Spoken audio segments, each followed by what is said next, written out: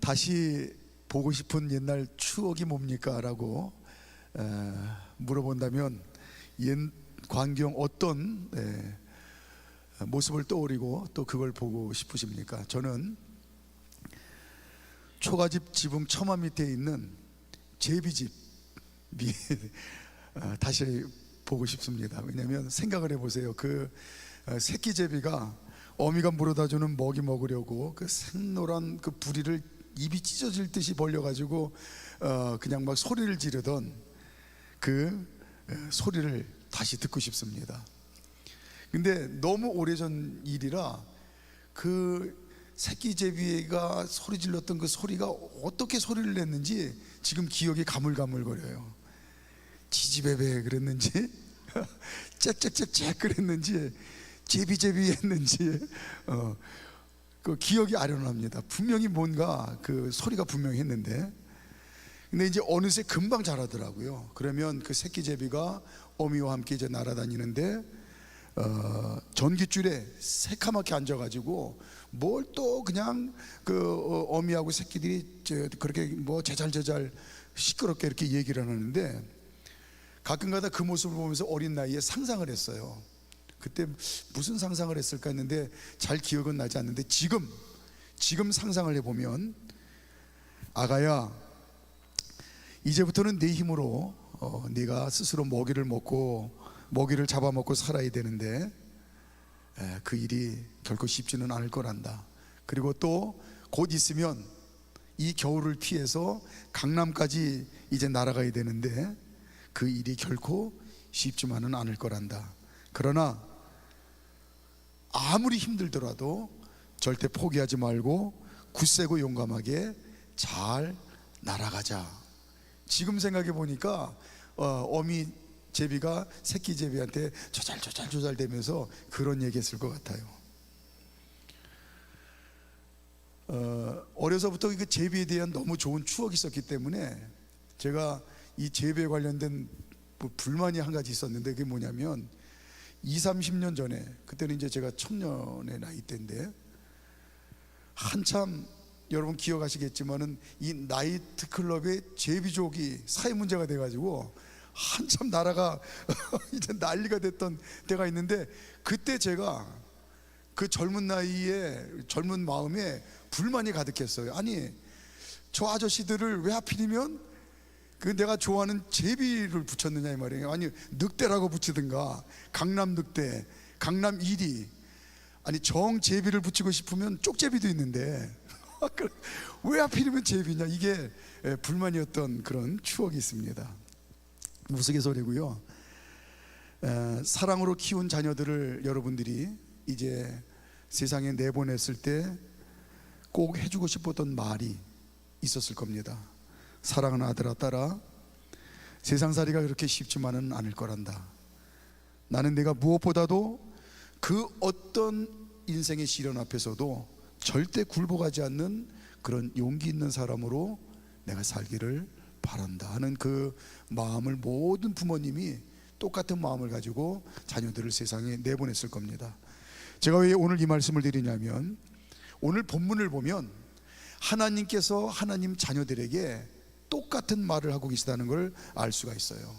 사랑하는 내 자녀 아무개 권사야, 내 자녀로 산다는 것이 그렇게 만만치만은 않단다. 신앙생활이 결코 쉬운 것만은 아니란다. 그러나 그 어떤 고난과 역경 가운데서도 절대 굴복하지 않는 굳센 믿음의 용기를 갖기를 내가 바란다. 내가 반드시 내 믿음대로 승리케 할 거야 하는 이 하나님의 마음이 오늘 본문에 고스란히 담겨져 있어요. 자, 그러면 쉽지 않은 이 신앙생활을 어떻게 하면 잘할까, 이 힌트를 오늘 우리에게 주고 있습니다. 첫 번째는, 쉽지 않은 신앙생활 잘 하려면 절대로 실족하지 말아야 된다. 이게 오늘 주님이 우리에게 가르쳐 주시는 첫 번째 힌트예요. 이 쉽지 않은 신앙생활을 잘 하려면 절대로 실족하지 말아야 된다. 신앙생활 하다 보면 이 얘기는 다시 바꿔서 얘기하면 신앙생활 하다 보면 실족할 일 투성이라는 거예요. 그러나 그 어떤 이유로도 실족하지 말아야 승리하는 신앙생활, 축복된 신앙생활을 한다고 주님이 말씀합니다. 6절 말씀, 6절 시작. 누구든지 나로 말미암아 실족하지 아니한 자는 복이 있도다 하시니라. 아멘.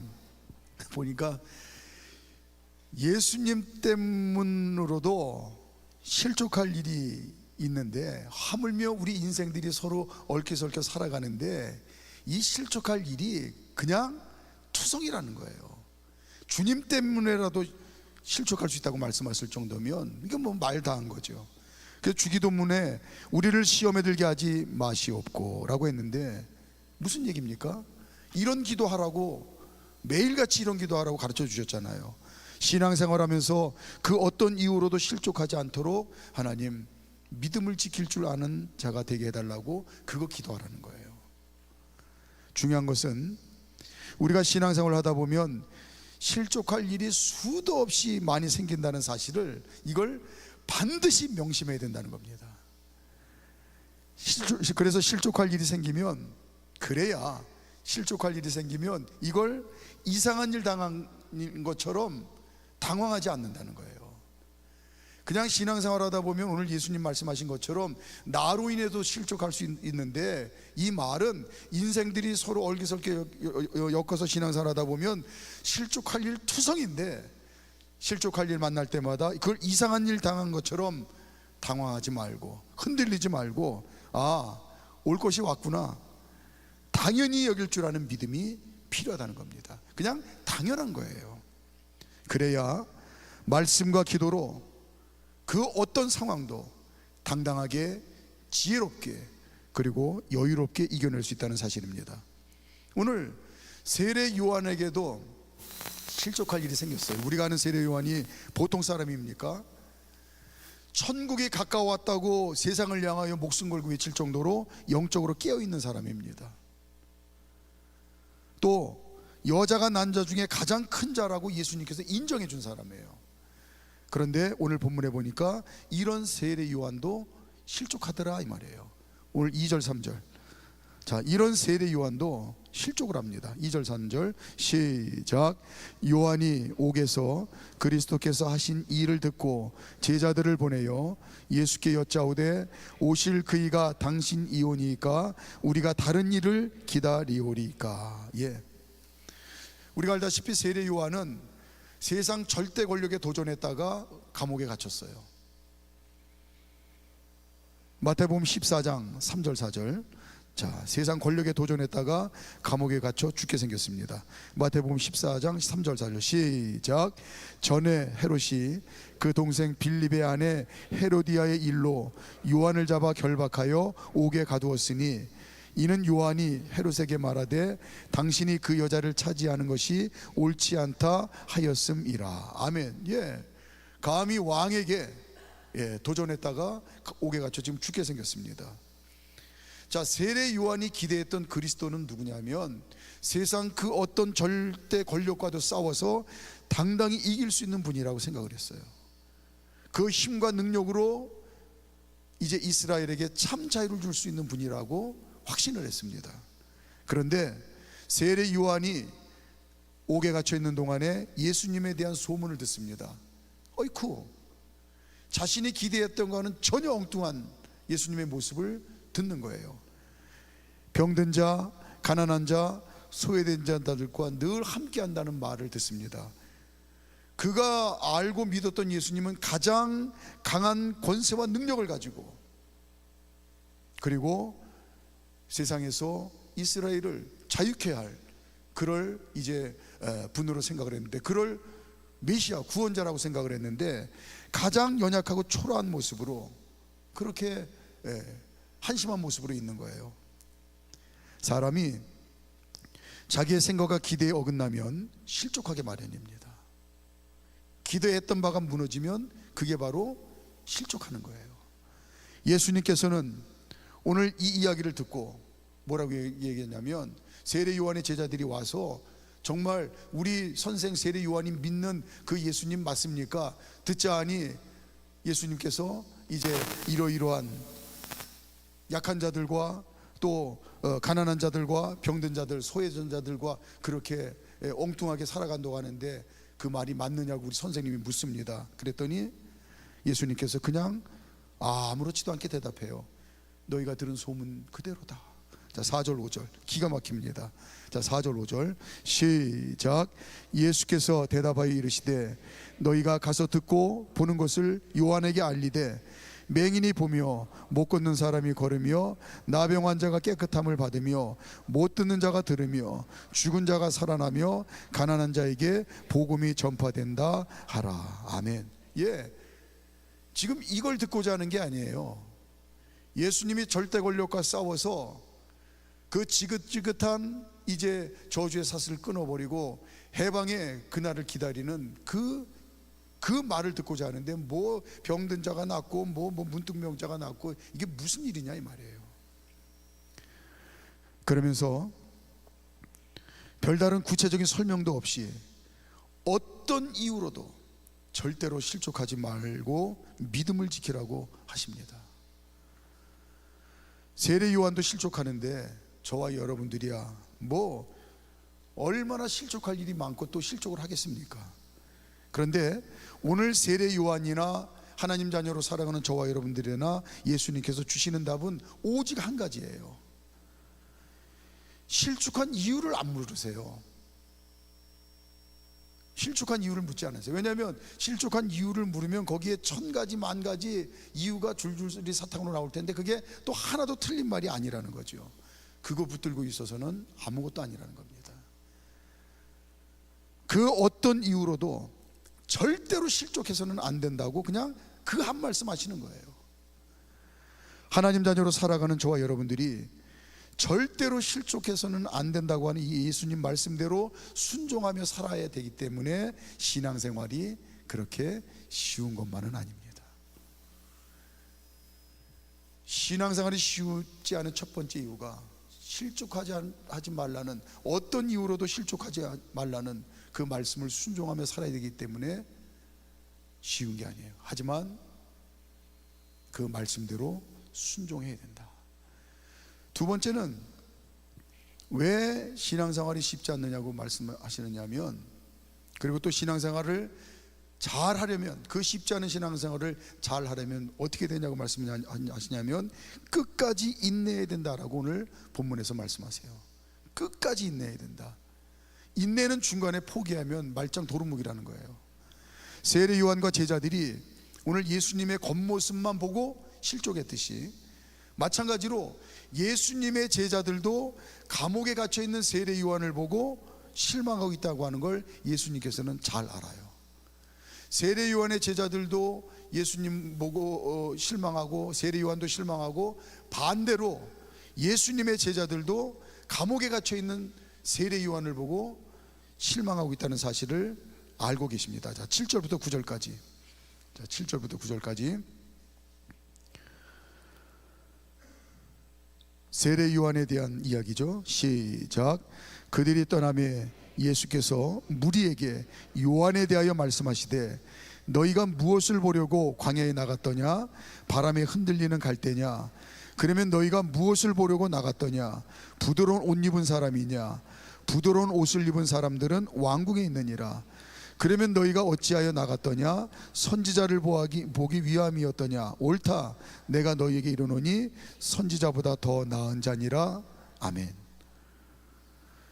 하나님 나라가 곧 임할 것처럼 세상을 호령하던 세례 요한의 모습이 제자들의 기억에는 생생합니다. 예수님이 가서 세례 요한에게 세례를 받을 정도로 천하를 호령하던 그 세례 요한의 모습이 생생해요. 자, 그런데 오늘 제자들의 눈에 비춰진 현실은 감옥에 갇혀서 이제 오히려 예수님을 의심하는 그런 세례 요한의 나약한 모습을 봅니다.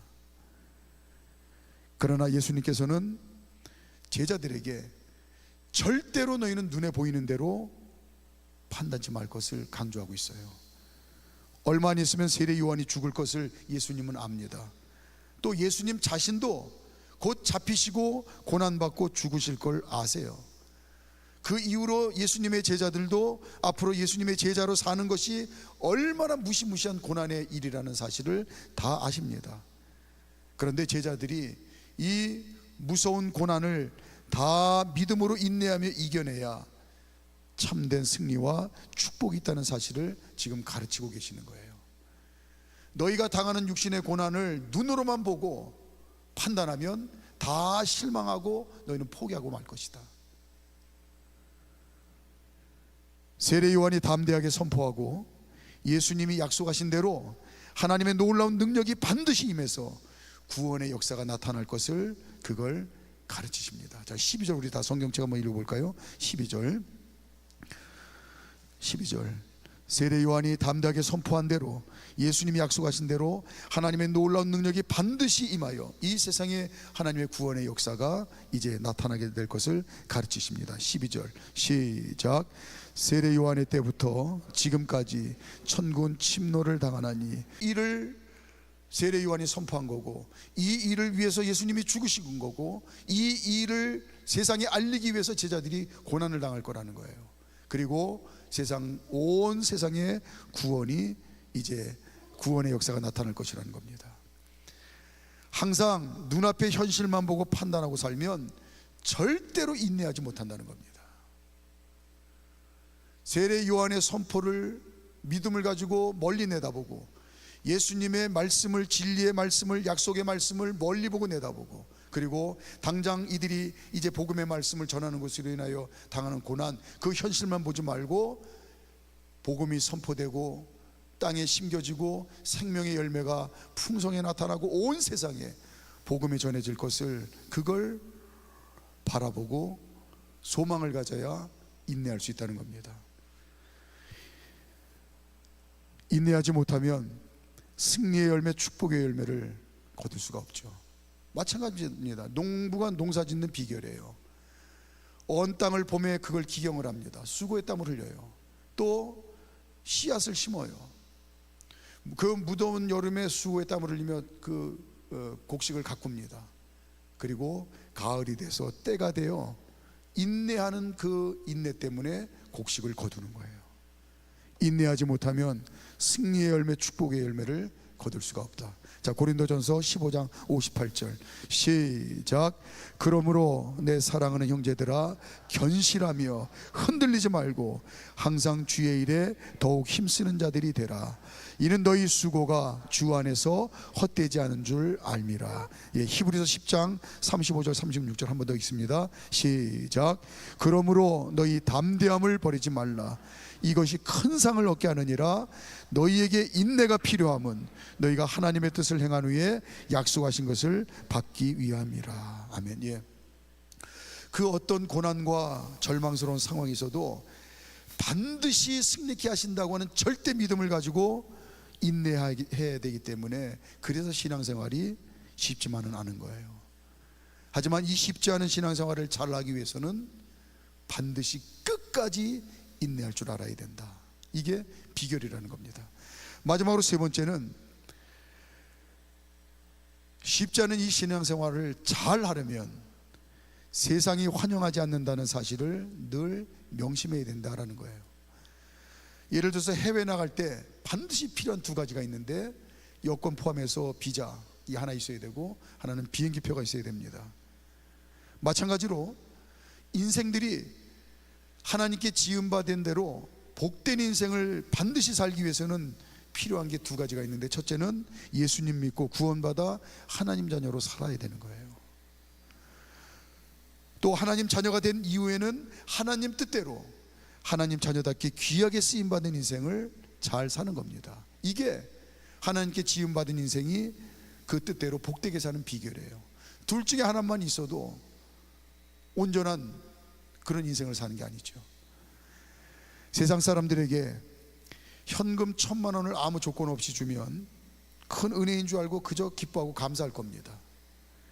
하지만 우리의 믿음대로 수천억, 수조 원, 아니 이 세상을 다 값주고 팔아도 살 수 없는 구원의 선물을 아무런 조건 없이 준다고 하면 여기에 대해서는 완전히 100% 무감각이라는 겁니다.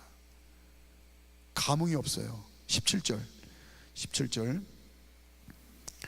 현금 1,000만 원 주면 큰 은혜인 줄 알고 기뻐 감사할 텐데 수천억 원, 수조 원, 아니 그 이상 값을 주고 팔아도 살 수 없는 이 구원의 선물을 아무 조건 없이 준다고 하면 아무런 감각이 없다는 겁니다. 아무런 감흥이 없대요. 17절 시작. 이르되 우리가 너희를 향하여 피를 불어도 너희가 춤추지 않고 우리가 슬피 울어도 너희가 가슴을 치지 아니하였담과 같도다. 뿐만 아니라 예수님 믿는 사람들을 보면서 이런저런 꼬투리를 잡으며 비웃고 조롱을 합니다. 몇 주 됐는데 뭔 일 때문에 나가서 이제 저 문화예술회관 쪽으로 이렇게 나가려고 오른쪽을 틀었는데 갑자기 연세가 꽤 들으신 어르신이 절 보더니 이 교회 목사예요 그래요. 그래서 그런데 그랬더니 뭐라고 막 뭐 욕 비슷한 걸 막 하면서 뭐라고 막 야단을 치시는 거예요. 그래서 왜 그러시냐 그랬더니 현수막에다가 뭐 화장실도 사용하고 들어와서 차 음료 먹으라고 했으면은 24시간 문을 열어놔서 언제든지 들어와야 되는데 문을 저렇게 닫아놓으면 어떡하냐고. 제가 그때 좀 참았어야 되는데 죄송하다고 그냥 그러고 말하셔야 되는데 순간 욱해가지고 거기다 대고 또 그 어르신한테 뭐라고 그랬느냐면 열려있을 때만 이용하시죠. 그것도 고마운 줄 알고 그냥 열려있을 때 이용하. 그런데 그분이 그랬는지 괘씸죄로 안 그랬는지 잘 모르겠는데 그 이후로 현관에 언제부터 찌린내가 나는 거예요.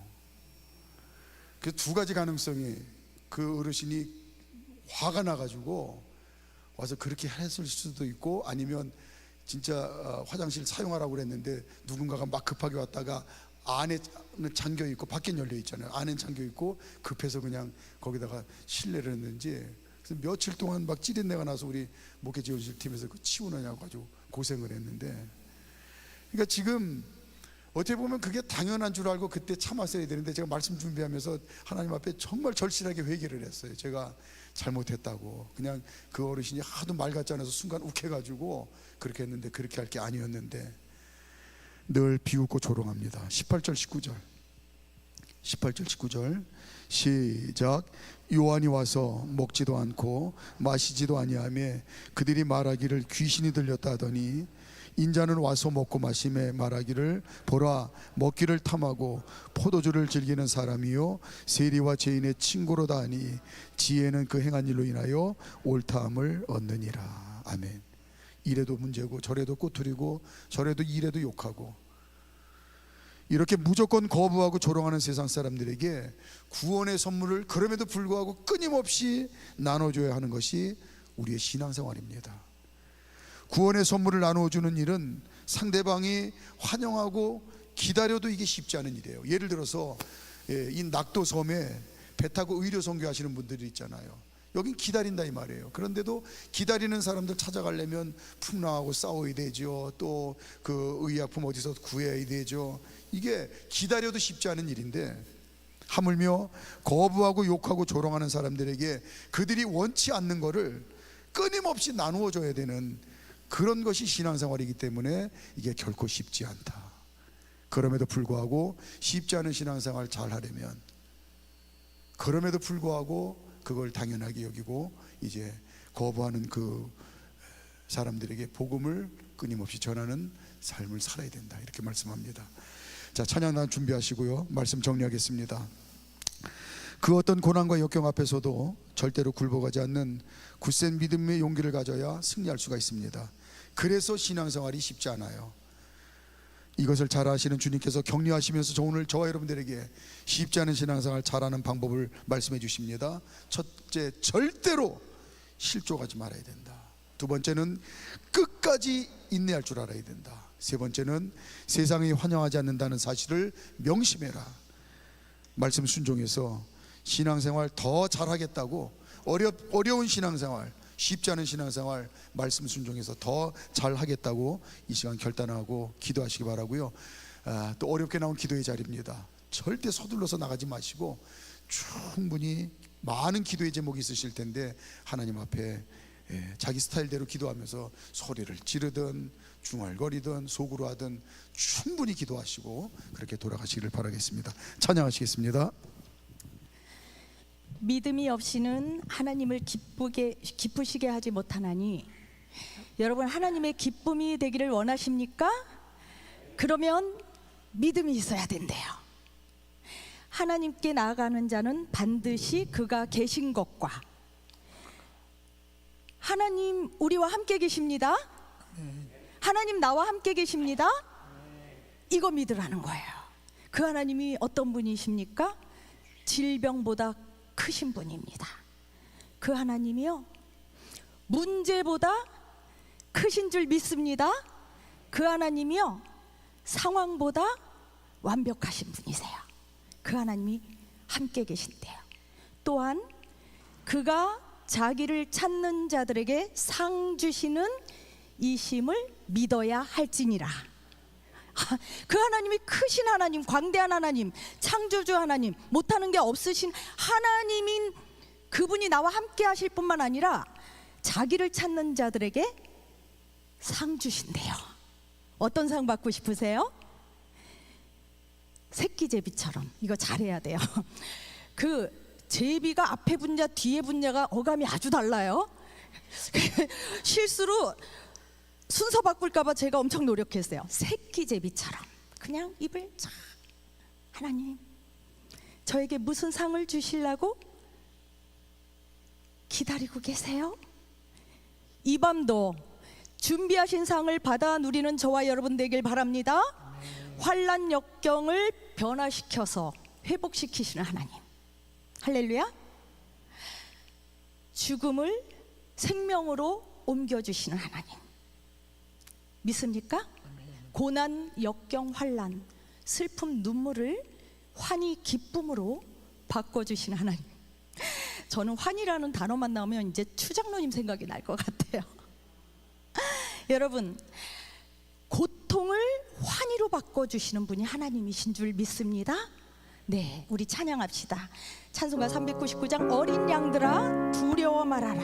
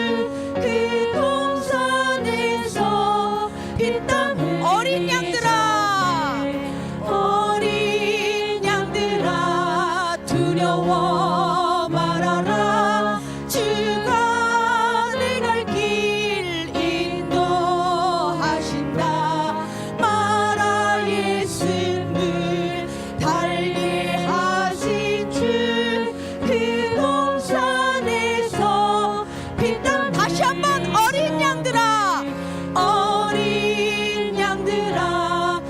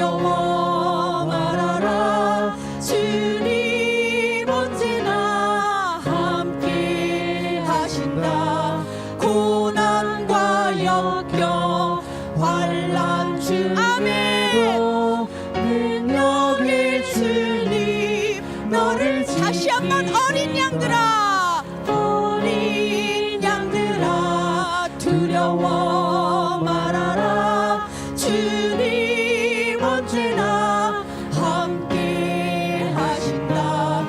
고난과 역경 환난 중에도 능력의 주님 너를 지키. 손을 높이 들고 찬양합니다. 오직 믿음으로 두려움 없으리. 오직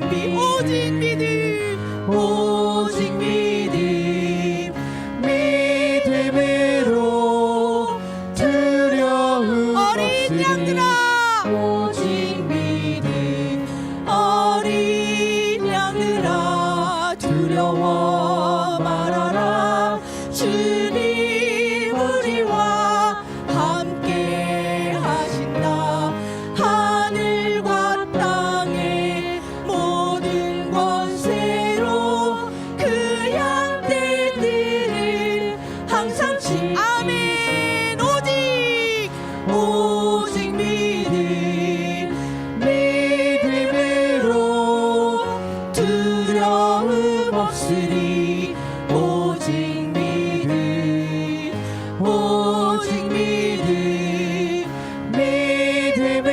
믿음으로 두려움 없으리. 어린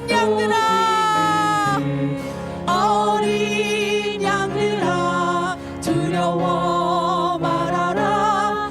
아멘. 내 갈 길 인도. 아멘. 할렐루야. 마라의 숨을 달게 하신 주, 그 동산에서 피땀 흘린 오직 믿음으로 두려움 없으리. 오직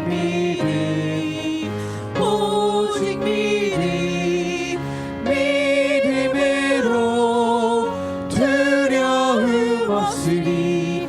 오직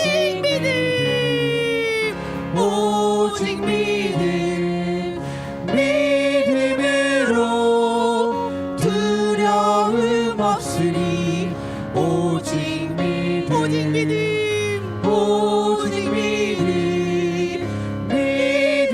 믿음으로 두려움 없으리. 눈을 감고 오직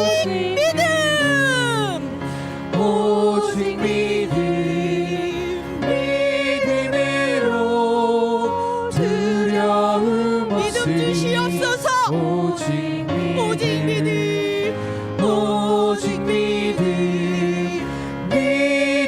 믿음으로 두려움 없으리. 다시 한번 오직